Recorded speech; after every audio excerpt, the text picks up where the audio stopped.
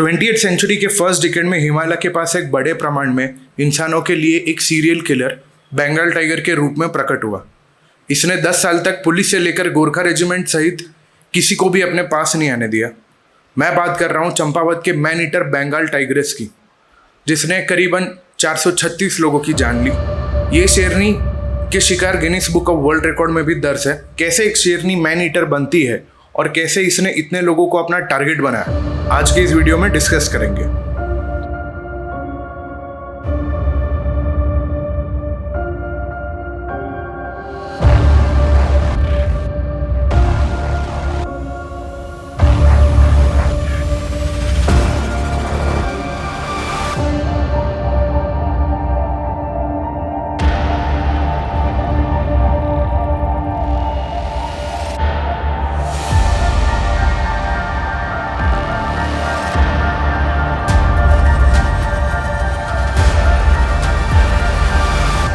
ये कहानी शुरू होती है रूपल गांव में, जो नेपाल में होता है। जब थुरु नाम का एक इंसान अपने खेत में जा रहा होता है, वहीं पर ये शेरनी अपना पहला शिकार करती है। यूजुअली जंगली प्राणी इंसानों का शिकार नहीं करते हैं, पर यदि वो एक बार इंसानी खून चख लेते हैं तो उसके बाद वो इंसानों का ही शिकार करते हैं। ऐसे ही एक आदमखोर या मैन ईटर का जन्म होता है। पहले शिकार करने के बाद मानो एक के बाद एक शिकार होने ही लगते हैं। नेपाल में ही करीबन 200 लोगों को ये अपना शिकार बनाती है। इसके बाद नेपाल पुलिस और आर्मी दोनों एक्शन में आ जाते हैं। ये जब शिकार करने जाते हैं तब तक ये शेरनी इनसे बचकर निकल जाती है। ये इसे पकड़ तो नहीं पाते हैं, लेकिन ये इसको अपना इलाका छुड़वा देते हैं और ये कहीं और चली जाती है। ये शारदा रिवर क्रॉस करके कुमाऊं जिले में आती है, जो उत्तराखंड में है आज। ये शेरनी काफ़ी ज़्यादा चालाक होती है। इंसानों की जान लेने के लिए वो ये रात को 30 से 35 किलोमीटर तक चलती है अपने नए शिकार को ढूंढने के लिए। धीरे धीरे इसका बिहेवियर साइबेरियन टाइगर जैसा ज़्यादा होता जाता है, क्योंकि साइबेरियन टाइगर्स ही बहुत ज़्यादा मील ट्रैवल करते हैं अपना शिकार ढूंढने के लिए। इसने अपना टेरिटरी बहुत बड़ा बना लिया था। कुमाऊं जिले के बहुत सारे गांव में इसका खौफ था। ये ज़्यादातर सिर्फ बच्चों और औरतों को अपना शिकार बनाती थी, जो खेतों में लकड़ियाँ लेने जाते थे। कुमाऊं डिस्ट्रिक्ट में ये इतने ज़्यादा शिकार करती है कि बहुत दिन तक लोग अपने घर से बाहर निकलना बंद कर देते हैं। कई बार ये इतने दिनों तक बंद होते हैं कि इनके पास खाना भी ख़त्म हो जाता है।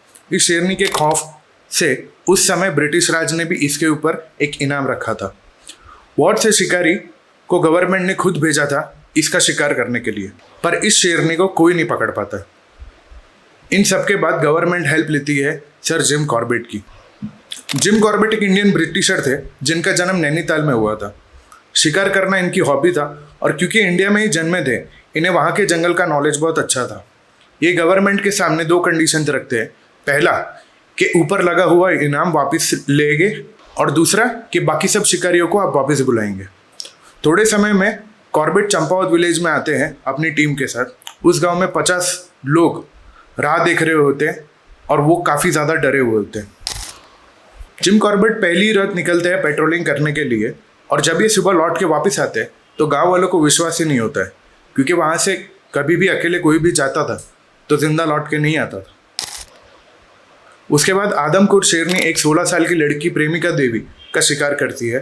वो उसे खींच के जंगल की तरफ लेकर जाती है और वो खून के निशान छोड़ के जाती है। जिम कॉर्बेट प्रेमिका देवी के खून के निशान फॉलो करके उस शेरनी के करीब जाते हैं, पर तभी अचानक से वो शेरनी जिम कॉर्बेट पर अटैक करती है। उसके गन में सिर्फ 2 ही गोली होती है, जो शूट करके वो शेरनी को वहाँ से भगा देते हैं। रात का समय होने पर जिम कॉर्बेट डिसाइड करते हैं कि दूसरे दिन वो विलेजर्स के साथ मिलकर ही शेरनी पर अटैक करेंगे। जिम कॉर्बेट सुबह 300 गांव वालों के जमा करते हैं और उन्हें कहते हैं कि पहाड़ के ऊपर से बहुत ज़्यादा आवाज़ करे, जिससे शेरनी जो जंगल के अंदर थी वो ओपन फील्ड्स में आ जाए। इतना ज़्यादा आवाज़ सुनकर शेरनी जंगल में से ओपन फील्ड में आ जाती है। जिम कॉर्बेट अपना पहला निशाना लगाते हैं, जो उसकी छाती पर जाके लगता है, मगर फिर भी जिम कॉर्बेट की तरफ दौड़ती हुई आती है। गोली खाली हो जाने पर जिम कॉर्बेट अपने साथी की राइफल से उसके शोल्डर पे निशाना लगाते हैं और उस शेरनी की मौत हो जाती है जिम कॉर्बेट से 20 फीट दूर। उस शेरनी के पोस्टमार्टम में पता चलता है कि उसके ऊपर के दांत और नीचे के दांत में गोली फंसी हुई थी काफ़ी लंबे टाइम से। उन्हें रियलाइज होता है कि ये शेरनी कितने लंबे टाइम से कितने ज़्यादा दर्द में थी। किसी नौसिखिए हंटर ने गोली तो मारी थी पर उसने अपना काम अधूरा छोड़ दिया था। इतने पेन के चलते वो शेरनी नेचुरल शिकार छोड़कर इंसानों का शिकार कर रही थी, क्योंकि वो उन लोगों के लिए ईजी विक्टिम्स थे। ऐसे आदमखोर शेरनी को मारने पर इंडियन गवर्नमेंट पहला नेशनल पार्क इंडिया में बनाती है और उसका नाम देती है जिम कॉर्बेट नेशनल पार्क, जो आज के दिन में उत्तराखंड के रामनगर में है।